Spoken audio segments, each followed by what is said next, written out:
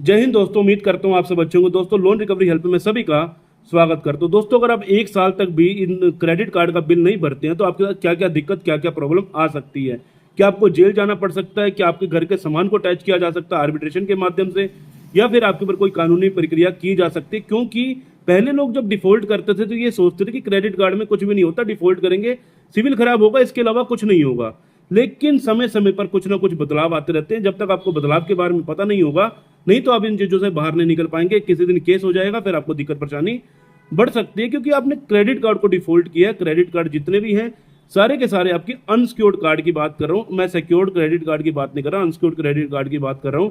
इसमें आपके साथ क्या क्या दिक्कत और प्रॉब्लम आ सकती है, क्योंकि आने वाले समय पर प्रॉब्लम बन सकती है। तो उसको वीडियो को थोड़ा ध्यान से देखना ताकि आपको समझ आ सके कि अगर आपने क्रेडिट कार्ड का बिल नहीं भरा तो क्या क्या दिक्कत आ सकती है, उनसे निपटना कैसे है।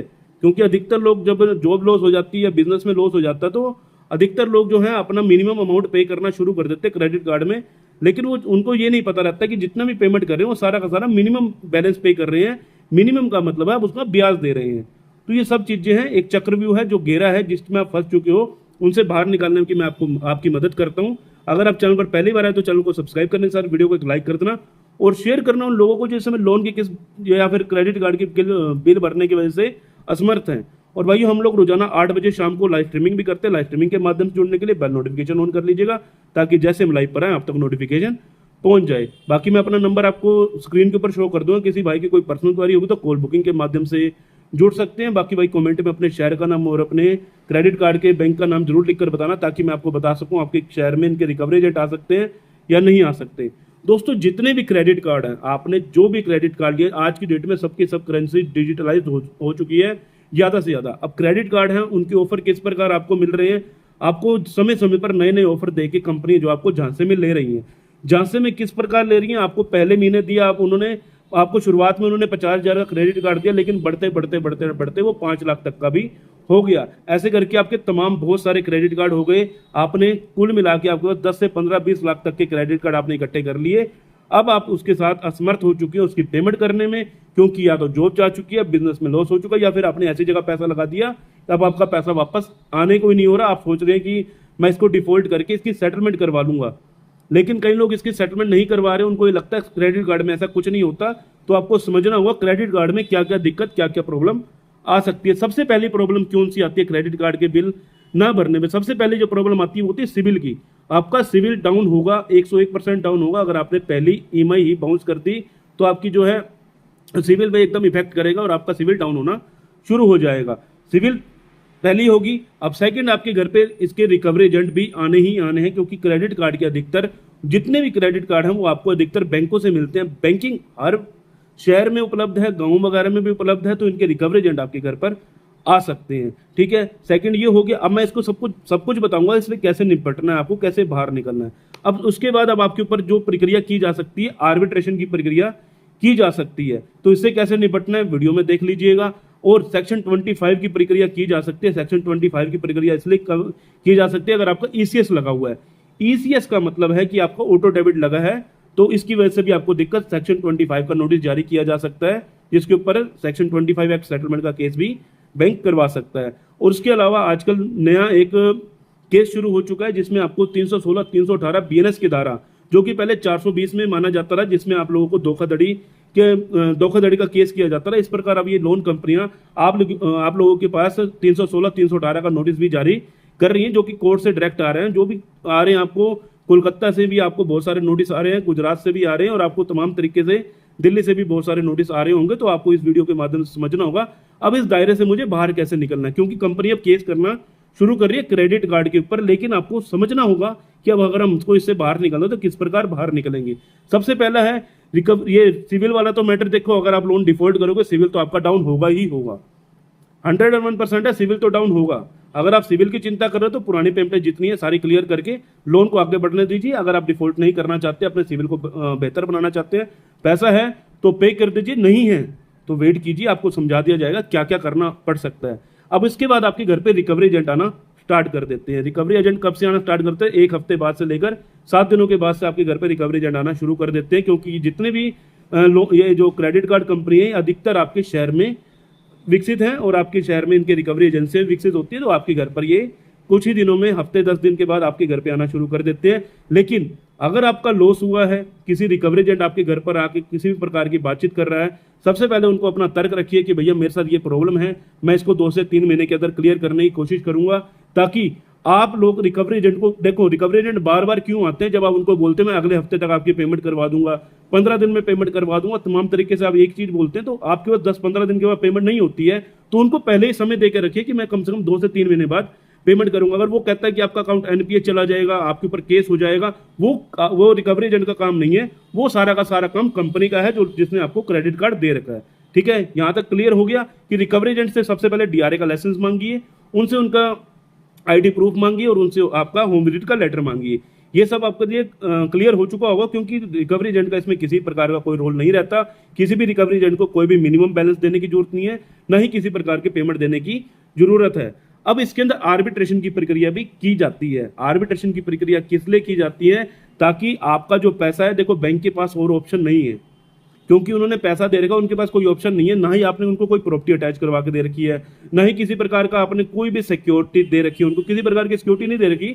तो कंपनी क्या कर सकती है? आपके ऊपर सेक्शन जो आर्बिट्रेशन की प्रक्रिया सेक्शन जो आपके ऊपर सेक्शन 21 की नोटिस जारी कर सकती है। अब सेक्शन 21 की जो नोटिस है वो किस प्रकार करती है कंपनी? अब आपका लोन डिफॉल्ट हुआ, आपने लोन को डिफॉल्ट किया, कुछ समय तक ये प्रक्रिया चलती है, 92 डेज तक रिकवरी एजेंटों का आना, ये वो एनपीए तक की दिक्कत चलती है। 92 डेज के बाद आपका जो अकाउंट है एनपीए कर दिया जाता है। अब एनपीए हो गया नॉन परफॉर्मिंग एसेट। इसका मतलब क्या है कि बैंक को आपसे किसी प्रकार का कोई लाभ नहीं मिल रहा। अब लाभ बैंक को मिल नहीं रहा, तो बैंक क्या करेगी? अब तमाम तरीके से लीगल का प्रोसेस शुरू करेगी। लीगल के प्रोसेस में आर्बिट्रेशन की प्रक्रिया सबसे पहली है। इसके क्रेडिट कार्ड में आर्बिट्रेशन की प्रक्रिया वो लोग कर ही देते हैं, अगर आपका चाहे जितने मर्जी का क्रेडिट कार्ड हो। अब आर्बिट्रेशन में क्या क्या दिक्कत का सामना आपको करना पड़ सकता है, आपको समझना होगा क्रेडिट कार्ड की आर्बिट्रेशन में आपको किस किस चीज का सामना करना पड़ सकता है और कैसे आपको निपटना है। आर्बिट्रेशन की प्रक्रिया में सबसे पहले आपको नोटिस भेजा जाता है, जिसमें आपको 4 तरह की आर्बिट्रेशन की प्रक्रियाएं से आपको शामिल होना पड़ता है। 4 बार इनकी प्रक्रिया की जाती है। अगर आप इन चारों में ऑब्जेक्शन लगा देंगे तो आपको किसी भी तरह की दिक्कत परेशानी नहीं आती, अगर वो मनमाने तरीके से वोट पास कर रहे हैं। क्योंकि जो आर्बिट्रेशन की प्रक्रिया है, जब तक सामने वाले की सहमति, मतलब आपकी सहमति नहीं है, तो तब तक आर्बिट्रेशन की प्रक्रिया में वो लोग वोट पास नहीं करवा सकते। तो इस चीज को आपको समझना होगा। आपके पास जो भी आर्बिट्रेशन का नोटिस आ रहा है, किसी एक्सपर्ट के माध्यम से दिखवा दीजिए कि वो नोटिस किस प्रकार का है, जिससे आपके उसमें ऑब्जेक्शन फाइल हो सके। क्योंकि अगर आप उसमें ज्वाइन कर रहे हैं, कई बार वो मनमाने तरीके से आपका वोट पास करवा लेते हैं, तो इस चीज में आपको ध्यान रखना होगा। क्रेडिट कार्ड में अधिकतर आर्बिट्रेशन की प्रक्रिया करते हैं। अगर आप आर्बिट्रेशन की प्रक्रिया कर रहे हैं तो उस पर ऑब्जेक्शन फाइल जरूर कीजिएगा। और सबसे पहला सबूत जो कि आपने बैंक को देना जरूरी होता है, वो होता है, अगर मान के चलो आपको पता लग जाता है कि मैं अगले महीने डिफॉल्ट करने वाला हूं, या मेरा इस महीने डिफॉल्ट हो चुका है, या अगले महीने मेरे को 2 महीने हो चुके डिफॉल्ट करने से, अब मैं इसकी पेमेंट नहीं कर पा रहा हूं, तो बैंक को लीगल प्रायर नोटिस जरूर भिजवा दीजिए, जिससे आपने क्रेडिट कार्ड ले रखा उस कंपनी को। आपका एक बैंक से चाहे 2 क्रेडिट कार्ड है, आपने एक ही बैंक में एक ही लीगल प्रायर नोटिस भिजवाना है एडवोकेट के माध्यम से, ताकि बैंक को पता चल सके कि आप पेमेंट क्यों नहीं कर पा रहे हैं। ये आपका पहला सबूत हो गया। दूसरा, आपने आर्बिट्रेशन की प्रक्रिया को आपने लगातार अपना ऑब्जेक्शन किया, तो देखो अगर वो मनमाने तरीके से वोट पास करे तो उसके अंदर भी आप लोग उसको हटवा सकते हैं। इसका जो भी तरीका होगा वो एडवोकेट के माध्यम से आपको समझा दिया जाएगा। ठीक है, एडवोकेट जितने भी हों जो कि लोन से रिलेटेड सारी जानकारी रखते हो, उन्हीं से अपना काम करवाइएगा। ठीक है, अब इसके बाद आपको जो दिक्कत परेशानी किस प्रकार की आती है, इसमें सेक्शन 25 की, सेक्शन 25, अगर आपने क्रेडिट कार्ड में ईसीएस लगी हुई, अगर आपकी ईसीएस नहीं लगी हुई तो ये दिक्कत परेशानी आपके साथ नहीं आएगी। फिर भी आपको समझना चाहिए ईसीएस का मतलब क्या है। ईसीएस का मतलब आपके अकाउंट से ऑटो पैसा डेबिट होके सीधा बैंक के अकाउंट में पैसा जाना। जैसे मान के चले आपकी ईएमआई बनी हुई है 25,000 रुपए की, या फिर आपकी 12,000 की ईएमआई बनी हुई है, तो 12,000 रुपये आपके अकाउंट से 2 तारीख को कट रहे हैं, 5 तारीख को ऑटोमेटिक पैसा रिफ्लेक्ट होकर बैंक में जाना, उसको बोला जाता है ईसीएस। अगर वो आपके अकाउंट में नहीं लग रही तो इसमें किसी प्रकार की दिक्कत परेशानी नहीं आती। वैसे सेक्शन 25 में एक्ट सेटलमेंट में ये लोग आपके ऊपर जो है सम्मन जारी करवा देते हैं। कुछ ही समय 4-5वें महीने के बाद ये सम्मन जारी करवा देते हैं अगर आपकी ईसीएस लगी हुई है।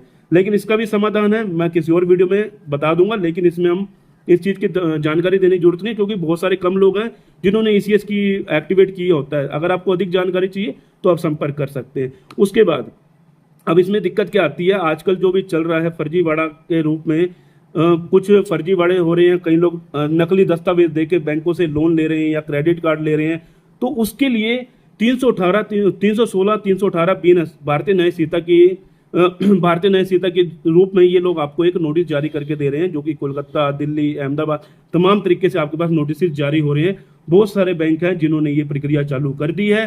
भगवान ना करे आपके पास कभी ऐसा नोटिस आए, सबसे पहले बैंक को लीगल प्रायर नोटिस जरूर भिजवाइए, ताकि बैंक को पता चल सके आपने कोई जानबूझ के डिफॉल्ट नहीं किया। आपकी जो प्रक्रिया थी, आपकी जो सहमति थी, हमने जो भी सहमति से लोन लिया था, हमारे ही तमाम तरीके से हमने सब कुछ आपको ओरिजिनल दिया था, जितने भी डॉक्यूमेंट थे। सिर्फ और सिर्फ इस समय हमारी जो परेशानी चल रही है, परेशानी यही है कि मेरी जॉब नहीं है, बिजनेस लॉस हो चुका है। जो भी आपके साथ दिक्कत परेशानी है, किसी एक लीगल जो स्पोर्ट से, किसी एक वकील के माध्यम से एक लीगल प्रायर नोटिस भिजवा दीजिए, बाय मेल भिजवाइए, ताकि उनको पता चल सके कि भैया आपके साथ जो दिक्कत परेशानी चल रही है, तो वो बैंक तक जानकारी पहुंचनी चाहिए। बैंक आपको तमाम तरीके के नोटिस भेजता है, क्योंकि उनका काम है नोटिस भेजना। अगर आप नोटिस को इग्नोर करते हो, कई बार आपको डिमांड नोटिस आता है, डिमांड नोटिस में तमाम तरीके की प्रक्रिया लिखी होती है कि भैया हम आर्बिट्रेशन की प्रक्रिया कर सकते हैं, 318 की प्रक्रिया कर सकते हैं, और अगर आप और इसमें 25 की प्रक्रिया कर सकते हैं, तो तमाम तरीके से प्रक्रिया शुरू होने से पहले ही उसका रिप्लाई करवा दीजिए, ताकि वो प्रक्रिया रुक जाए, ताकि उसमें आगे जाकर किसी प्रकार की दिक्कत ना आए। अगर उसके बाद भी कोई दिक्कत परेशानी होती है, तो उसको भी संभाल के आखिर में इसमें सेटलमेंट हो जाती है। सबसे कम प्राइस में इसमें सेटलमेंट होती है क्रेडिट कार्ड में। बहुत सारे क्रेडिट कार्ड हैं जिसमें आपकी 15%, 10% से लेकर आपकी 30% में सेटलमेंट हो जाते हैं। कुछ बैंक 35% से 40% में करते हैं, लेकिन अधिकतर बैंक 10% से लेकर आपको 30% तक में सेटलमेंट दे देते हैं। बाकी मैं आपको यही बताना चाहता हूँ, ये सब चीज़ें चलती हैं आपकी 7-8 महीने तक, 9 महीने तक। 9 महीने के बाद आपका जब अकाउंट राइट ऑफ हो जाता है, राइट ऑफ का मतलब आपको जानकारी होनी जरूरी है। राइट ऑफ में क्या होता है, आपका जो अकाउंट है लेजर से डिलीट करने के लिए बैंक को, आपका जो जैसे आपका बही खाता है, आपने लोन ले रखा जिस बैंक से, वो आपको लेजर से डिलीट करना है आपका, क्योंकि अब उनको कोई लाभ मिला नहीं, उन्होंने सारे लीगल के प्रोसेस कर दिए, उनको किसी प्रकार का लाभ मिला नहीं, उन्होंने अपना अकाउंट जो है थर्ड पार्टी को सेल कर दिया। आपका जो अकाउंट है ABC बैंक से सीधा XYZ में सेल कर दिया। वो सेल हो जाने के बाद वो सारी की सारी प्रक्रिया वो जो सेकंड बैंक है वो संभालता है, फिर उसके रिकवरी एजेंट द्वारा परेशान करना शुरू कर देते हैं। और आप लोगों के ऊपर ये लीगल का प्रोसेस तो देखो पहले किया जाता है, लेकिन बैंक के पास अधिकार है 3 साल तक आपके ऊपर केस करने का। 3 साल तक बैंक किसी भी प्रकार से आपके ऊपर केस की पुष्टि कर सकता है, या तो सेक्शन 25 की या फिर आर्बिट्रेशन की प्रक्रिया कर सकता है। एक भी उन्होंने ECS बाउंस का केस कर दिया तो फिर वो ECS बाउंस में लग जाएगा। अगर उन्होंने किसी प्रकार का आपका आर्बिट्रेशन की प्रक्रिया शुरू कर दी, तो आर्बिट्रेशन की प्रक्रिया भी शुरू कर सकते हैं। लेकिन अगर आप लोग सहमत हैं कि भैया मैं सेटलमेंट करके इससे छुटकारा पाना चाहता हूं, मेरे को किसी चीज़ का दबाव नहीं चाहिए, मुझे किसी भी रिकवरी वाले का दबाव नहीं चाहिए, मैं तमाम तरीके से बाहर निकलना चाहता हूँ, दिमाग की नसें फटने लग चुकी हैं, दिमाग में इतनी टेंशनें हो चुकी है, इसको खत्म करूँ। अगर आपका 10 लाख का भी क्रेडिट कार्ड है, तो हो सकता है आपका 1 लाख से लेकर 3 लाख के बीच में सेटलमेंट हो जाए। ये सब कुछ प्रक्रियाएं होती हैं। पैसा नहीं होने पर अगर आप देखो, पहले लोग जानबूझ के डिफॉल्ट करते थे, क्रेडिट का किसी को क्रेडिट स्कोर से मतलब नहीं था, लेकिन आज की डेट में आपको हर एक सुविधा चाहिए तो आपको क्रेडिट स्कोर के माध्यम से मिलती है। आपको गाड़ी लेनी है, आपको कोई भी सामान लेना है, प्रॉपर्टी लेनी है, तो वो सब कुछ आपको आज की डेट में जो है क्रेडिट स्कोर के ऊपर ही मिलता है। आपका क्रेडिट स्कोर अच्छा है तो आपको इंटरेस्ट भी कम भरना पड़ता है। तो तमाम तरीके से बैंक है अपनी प्रक्रियाएं कर रही हैं, तो आप लोगों को इसे समझना होगा। 1 साल के बाद जब 1 साल पूरा हो जाता है, तो आपको सेटलमेंट करवा लेनी चाहिए, ताकि फ्यूचर में आपको किसी भी तरह के रिकवरी वालों का प्रोसेस ना हो जाए, ना ही किसी प्रकार का बैंक अगर केस कर रही है तो किसी प्रकार की पुष्टि ना कर दे। किसी एक्सपर्ट के माध्यम से जरूर पूछिएगा। उम्मीद करता हूं आप लोगों को जानकारी अच्छी लगी होगी। मिलते हैं किसी और इन्फॉर्मेटिव वीडियो के साथ। जय हिंद, जय भारत।